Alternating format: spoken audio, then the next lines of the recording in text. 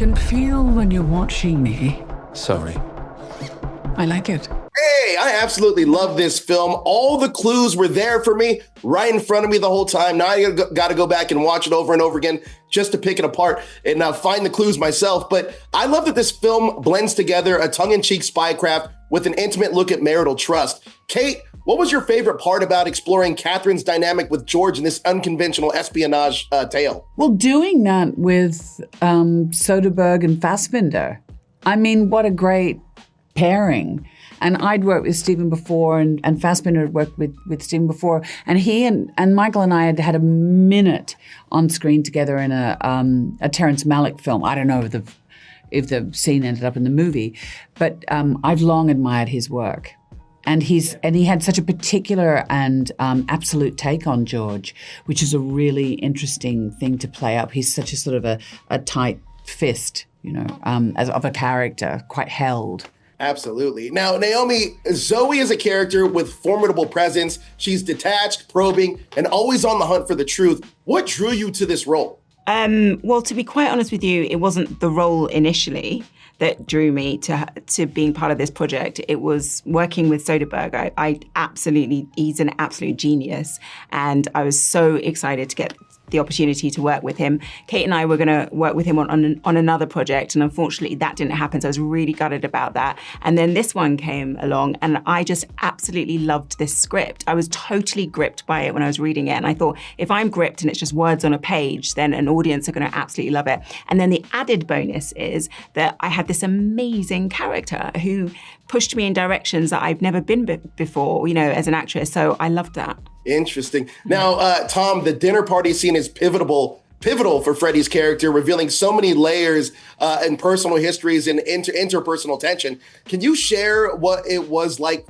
filming that sequence with this dynamic ensemble? Could have been incredibly intimidating, but it was very freeing. And the fact that you're playing somebody who's been spiked with a drug that can be anything you want it to be was very freeing too. I'd like to have a scene like that for any character I play now, just to get all the inner life out. And it was a joy. At least it wasn't a flesh-eating drug. That's true. Yeah, it would have taken a little longer to film. Long time. Yeah.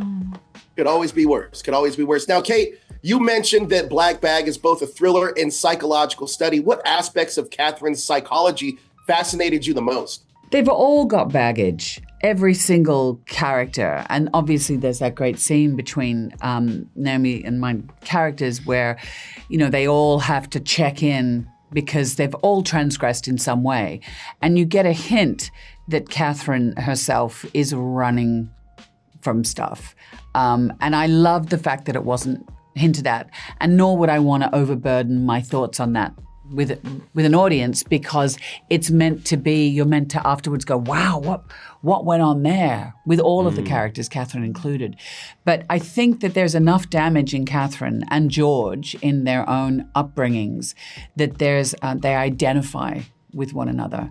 They can meet one another, and sort of, it's a very overused term, but hold one another. I actually want to talk about that scene because it's one of my favorite scenes in the movie, the scene with Naomie and yourself, Cate. Now, Naomie, that was a brilliant scene that you had, that one-on-one with Cate, focused on dissecting truth and deception. Can you talk about working with Cate in that scene and gearing up for that moment? Well, it was terrifying. I mean, when you're acting with someone as amazing as Cate is, it's intimidating. I'd be lying if I said that wasn't the case. But she is incredibly generous and kind, and also just her brilliance elevates me to another level as well. But what was really interesting was that we didn't rehearse at all that scene. It was literally just sit down and go for it. Yeah, so Steven filmed you in the office and me coming in through the door, and I was expecting him to call cut, but then I sat in the chair and then we started the scene. And I thought, can't we read it first? But there's both of the characters are uncomfortable. Yeah. Because it's no scene is like a normal average scene between a bunch of co-workers having dinner or someone going to see their therapist. These people have all done really dangerous things. And in a way, I think when they're challenged, it's like, bring it on. How much are you going to do? So there's a level of kind of game playing and aggressive and recessive kind of behavior between them all, I think, that makes the stakes really high. Oh, that's amazing. Yeah, Now, so you couldn't overthink it. So. I think you guys did such a fantastic job on this film, and Steven Soderbergh is a brilliant director. I can't wait to watch this again.